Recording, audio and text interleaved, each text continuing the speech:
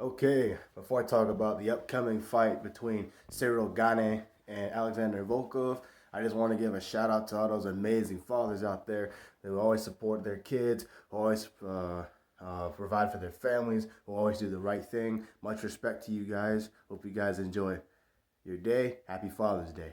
Now that that's out of the way, let's talk about Alexander Volkov. Man, he's a good fighter. He's beaten Alistair.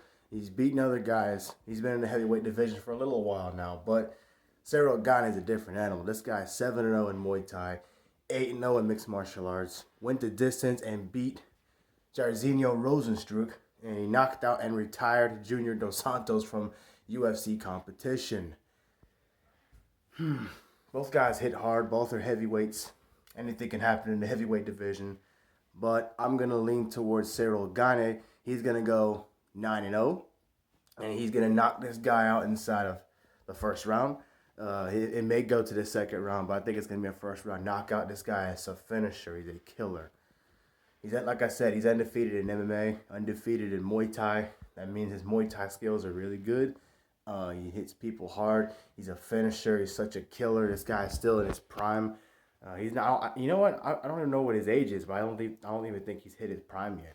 He's only had 5 or 6 fights in the UFC, and he's won all of them. All right. Volkov's a good fighter. Don't get me wrong, but he's already lost a few fights, and he's been knocked out already. So that's not going to help him very much. If you guys remember the Rozenstruik and Sakai situation, I said if you get knocked out once, it's so much easier to get knocked out a second time or a third time. It gets easier every time if somebody keeps hitting the right spot, which is here or in the temple area, So I got to give this fight to Gane. I think he's going to knock him out. His fight's not going the distance. He's going to have a completely different game plan than when he fought Rozenstruik. You know how we all know how he approached it. He's going to go for the finish, and he's going to get it, all right?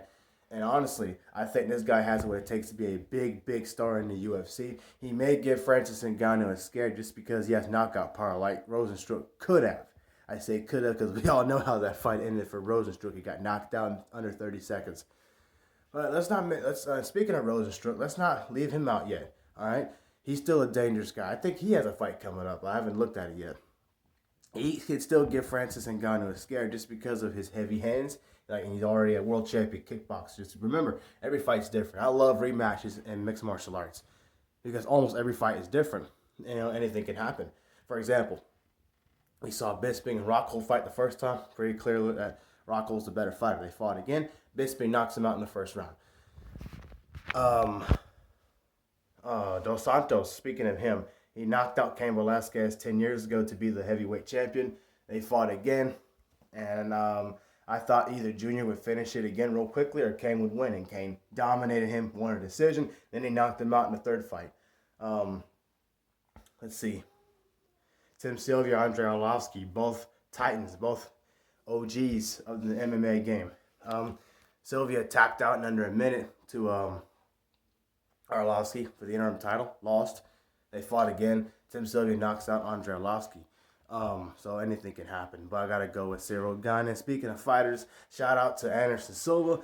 I did not think he was going to win that fight, and I was watching it from the 5th round, 6th round up to the end.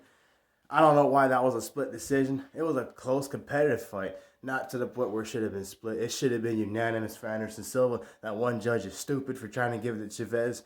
Now, Chavez is a good fighter, but he's clearly, I underestimated Anderson's abilities. I think he underestimated Anderson Silva. When they fought, he was probably surprised and said, man, this guy still has something left. And I think the advantage was, he's just worried about boxing. He's not worried about all the other aspects of the sport.